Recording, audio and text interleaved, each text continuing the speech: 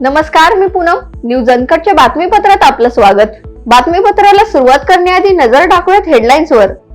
मध्य महाराष्ट्रासह विदर्भ मराठवाड्यात थंडीची लाट. आम्ही उद्धव ठाकरेंची सेना नाही, ज्याने बापाचं नाव बुडवलं. किरीट सोमय्या यांचा हल्लाबोल. वन नेशन वन इलेक्शन विधेयक आज लोकसभेत होणार सादर. सत्ताधारी पक्षाकडून व्हीप जारी. आणि सुषमा अंधारे यांना जीवे मारण्याची धमकी. आता पाहूया सविस्तर वृत्त. राज्य विधिमंडळाच्या हिवाळी अधिवेशनाच्या पहिल्याच दिवशी सोमवारी दोन्ही सभागृहामध्ये 2024-25 या आर्थिक वर्षासाठी 35,788 कोटी 40,57,000 रुपयांच्या पुरवण्या मागण्या सादर करण्यात आल्या. यामध्ये विधानसभा निवडणुकीत महायुतीच्या यशात सिंहाचा वाटा ठरलेल्या मुख्यमंत्री माझी लाडकी बहीण योजनेसाठी 1,400 कोटी रुपयांची तरतूद करण्यात आली असून बहिणींना आता पुढचा हप्ता कधी मिळणार याकडे सगळ्यांचं लक्ष लागलंय. संपूर्ण देशभरात एकाच वेळी सर्व प्रकारच्या निवडणुका घेण्यात आल्या तर त्यातून खर्च कमी होईल, प्रशासकीय कार्यक्षमता वाढेल असं सत्ताधारी पक्षाचं म्हणणं आहे. त्यासाठी केंद्र सरकारकडून आज वन नेशन वन इलेक्शन विधेयक हिवाळी अधिवेशनात लोकसभेत सादर केले जाणार आहे. कायदा मंत्री अर्जुन मेघवाल दुपारी 12 वाजता विधेयक सादर करतील.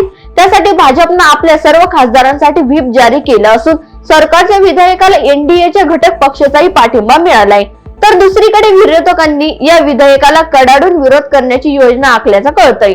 पुरोगामी महाराष्ट्राला काळीमा फासणाऱ्या 2 घटना समोर आल्यात. जालन्यातील जिल्हा परिषदेच्या शाळेत बांगड्या, हळदी कुंकू आणि बाहुली सापडलीये, तर दुसरीकडे धाराशिव जिल्ह्यामध्ये असाच प्रकार समोर आलाय.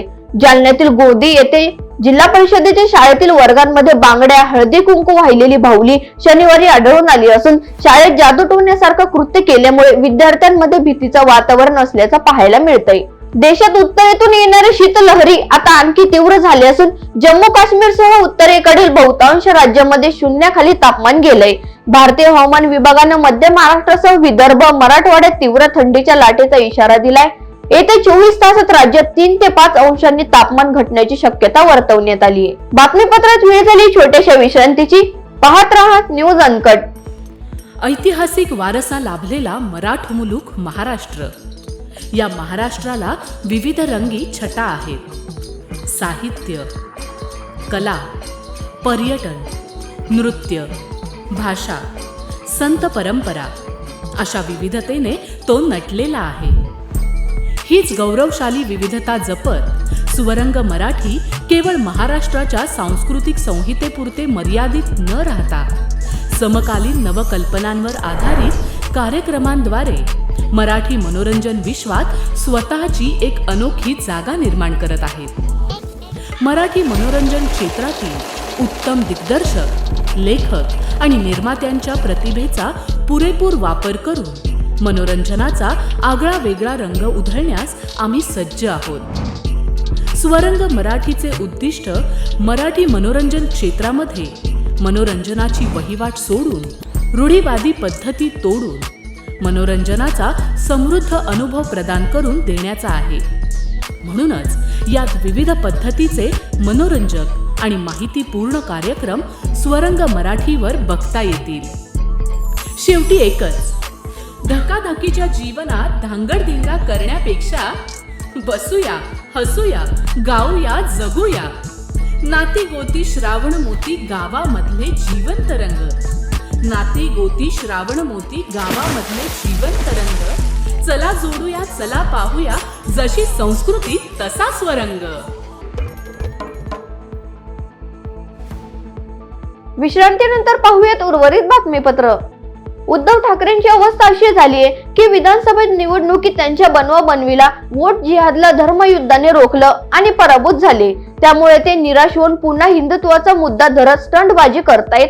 त्यामुळे ज्यांनी हनुमान चालीसा बोलणाऱ्यांना तुरुंगात टाकलं ते हिंदुत्वाची भाषा करतायत. त्यांना हनुमानाच्या चरणी जावे लागत आहे अशी टीका किरीट सोमय्या यांनी केली असून तसेच मी आज हनुमान मंदिरात दर्शनासाठी जाणार आहे. आम्ही काय उद्धव ठाकरेंची सेना नाही, ज्याने बापाचं नाव बुडवलं असा घणाघात देखील किरीट सोमय्या यांनी केलाय. जालन्यात विविध मागण्यांसाठी बांधकाम कामगारांनी जिल्हाधिकारी कार्यालयावर काल मोर्चा काढलाय.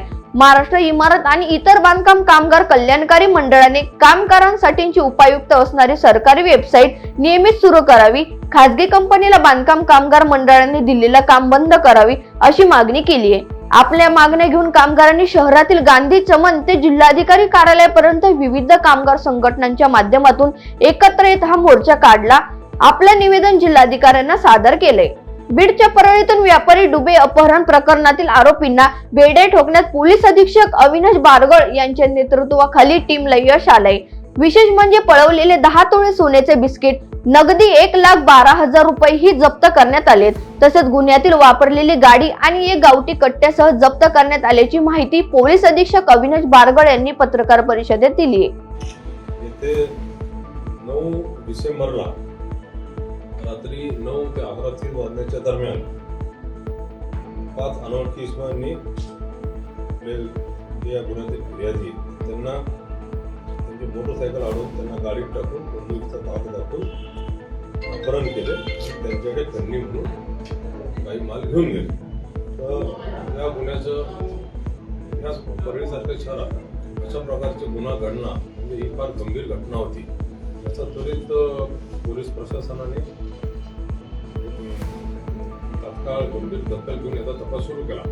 सदरचा तपास हा PI संभाजीनगर श्री ढोणे यांच्याकडे सोपवण्यात आला आणि त्यांनी त्वरित तपासाची चक्रे फिरवून अतिशय कौशल्यपूर्ण पद्धतीने या गुन्ह्याची उकल केली आणि त्यातील मुद्देमाल रिकव्हर केलेला आहे आणि सर्व आरोपींनाही त्यांनी अटक केलेली आहे. मुंबई पुणे एक्सप्रेसवर काल संध्याकाळी एका ब्रेक फेल झालेल्या ट्रकने समोरील कार आणि आयशर टेम्पोला जोरदार धडक दिल्याने भीषण अपघात झाला असून यात चालक आणि क्लीनर हे गंभीर जखमी झाली आहेत. तर ट्रक रस्त्यावर पलटी होऊन काही काळ वाहतुकीचा अडथळा निर्माण झाला होता. हा अपघात बोरघाटातील अंडा पॉइंट जवळ झाला असून अपघाताची माहिती मिळताच खोपोली पोलीस आणि बचाव पथकाने तात्काळ घटनास्थळी दाखल होत जखमींना पुढील उपचारासाठी MGM रुग्णालयात दाखल करत रस्ता क्रेनच्या सहाय्याने मोकळा केला. बातमीपत्रात वेळ झाली छोट्याशा विश्रांतीची. पाहत रहा न्यूज अनकट. ऐतिहासिक वारसा लाभलेला मराठ मुलूक महाराष्ट्र. या महाराष्ट्राला विविध रंगी छटा आहेत. साहित्य, कला, पर्यटन, नृत्य, भाषा, संत परंपरा अशा विविधतेने तो नटलेला आहे. हीच गौरवशाली विविधता जपत सुवरंग मराठी केवळ महाराष्ट्राच्या सांस्कृतिक संहितेपुरते मर्यादित न राहता समकालीन नवकल्पनांवर आधारित कार्यक्रमांद्वारे मराठी मनोरंजन विश्वात स्वतःची एक अनोखी जागा निर्माण करत आहेत. मराठी मनोरंजन क्षेत्रातील उत्तम दिग्दर्शक, लेखक आणि निर्मात्यांच्या प्रतिभेचा पुरेपूर वापर करून मनोरंजनाचा आगळा वेगळा रंग उधळण्यास आम्ही सज्ज आहोत. स्वरंग मराठीचे उद्दिष्ट मराठी मनोरंजन क्षेत्रामध्ये मनोरंजनाची वहिवाट सोडून रूढीवादी पद्धती तोडून मनोरंजनाचा समृद्ध अनुभव प्रदान करून देण्याचा आहे. म्हणूनच यात विविध पद्धतीचे मनोरंजक आणि माहितीपूर्ण कार्यक्रम स्वरंग मराठीवर बघता येतील. शेवटी एकच, धकाधकीच्या जीवनात धांगडधिंगा करण्यापेक्षा बसूया, हसूया, गाऊया, जगूया. नाती गोती श्रावण मोती गावामधले जिवंत रंग. नाती गोती श्रावण मोती गावामधले जिवंत रंग. चला जोडूया, चला पाहूया, जशी संस्कृती तसा स्वरंग. विश्रांतीनंतर पाहूयात उर्वरित बातमीपत्र. जळगाव जिल्हा कारागृहात तृतीय पंथी यांनी उत्तर महाराष्ट्रातील पहिल्या स्वतंत्र बॅरेकचे उद्घाटन विशेष पोलीस महानिरीक्षक कारागृह डॉक्टर जालिंद सुपेकर आणि जिल्हाधिकारी आयुष प्रसाद यांच्या हस्ते करण्यात आले. तृतीय पंथी बघ्यांची संख्या लक्षात घेऊन हे पाऊल उचलण्यात आले असून जळगाव जिल्हा कारागृहात तृतीय पंथी यांची वाढलेली संख्या लक्षात घेता भुसावळ येथेही स्वतंत्र कारागृहासाठी शासनाकडून जागा मिळाली असल्याचं पोलीस महानिरीक्षकांनी यावेळी सांगितलंय. आज या ठिकाणी 2 पुरुष बॅरॅक आणि 1 तृतीय पंच असे 3 बॅरॅकचं उद्घाटन या ठिकाणी झालेलं आहे आणि 60ने या ठिकाणी कारागृहाची क्षमता जी आहे ती या ठिकाणी वाढलेली आहे आणि हा निधी जो आहे तो DPDCमध्ये माननीय जिल्हाधिकारी यांच्या अध्यक्षतेखाली कमिटी आहे, त्यांनी तो या ठिकाणी निधी दिला होता. काय पाहण्यासाठी काही विशेष वाढ या ठिकाणी बॅरॅकेडशी बांधलं गेलं असं काही? हा एक बॅरॅक केलेलं आहे, त्याच्यामध्ये 20ची कॅपॅसिटी आहे. आता गव्हर्नमेंटच्या आदेशानं आपण ते एक बॅरॅक बांधलेले आहे. तृतीय पण त्यांना स्वतंत्र तिथे ठेवलं. हा स्वतंत्रसाठी ते बॅरॅक केले आहे. उत्तर महाराष्ट्रातलं पहिलं बॅरिकेड असतं. नाही बॅरॅक्स तर सगळीकडेच आहेत. तृतीय पंचायत. हां तृतीय पंचांचं पहिल्यांदा झालं आहे. राज्यात एका उत्तर महाराष्ट्रात. नाही राज्यात बऱ्याच ठिकाणी आहेत, पण उत्तर महाराष्ट्रात जळगावला पहिल्यांदाच हे बांधकाम करण्यात आलं. त्याचा आज आपण पाहणी दौरा केलेला आहे. काय काय नवीन या ठिकाणी आहे, कशा पद्धतीने आगामी काळाची वाढ. गेले 2 दिवसांपासून थंडीचा कडाका वाढल्यामुळे घराघरात सुका मेवा खाण्याकडे कल वाढलाय. त्या पार्श्वभूमीवर जालन्याच्या भोकरदन तालुक्यातील धावडा येथील बाजारात सुका मेवा खरेदीसाठी महिलांची मोठी गर्दी होताना दिसतीये. थंडी वाढल्याने सुका मेव्याला मागणी वाढली असून वाढत्या मागणी सोबतच सुका मेव्याच्या दरातही वाढ झाल्याचं पाहायला मिळतंय. विधान परिषदेचं हिवाळी अधिवेशन सुरू असतानाच अनेक राजकीय घडामोडींना वेग आलाय. चर्चा, प्रस्ताव, गदारोळ अशा गोष्टी सुरू असताना शिवसेना उद्धव बाळासाहेब ठाकरे पक्षाच्या नेत्या सुषमा अंधारे यांना जीवे मारण्याची धमकी देण्यात आली आहे. खुद्द सुषमा अंधारे यांनी फेसबुक पोस्ट करत हा दावा केलाय. नागपूर विमानतळावर एका व्यक्तीने धमकी दिल्याचा उल्लेख करत सुषमा अंधारे यांनी ही घटना मुख्यमंत्री देवेंद्र फडणवीसांपर्यंत पोहोचवावी यासाठी ही पोस्ट लिहिली असून त्यांनी वस्तुस्थिती तपासावी अशी विनंती देखील अंधारे यांनी केली आहे. आपली 7 वर्षाची लेक सोबत असतानाचा हा सर्व प्रकार घडल्याचं सांगत त्यांनी त्यावेळी नेमकं काय घडलं याचं सविस्तर वर्णन या पोस्ट मध्ये केलंय. वेळ झाली या बातमीसह या बातमीपत्र तिथेच थांबण्याची. पाहत रहा न्यूज अनकट.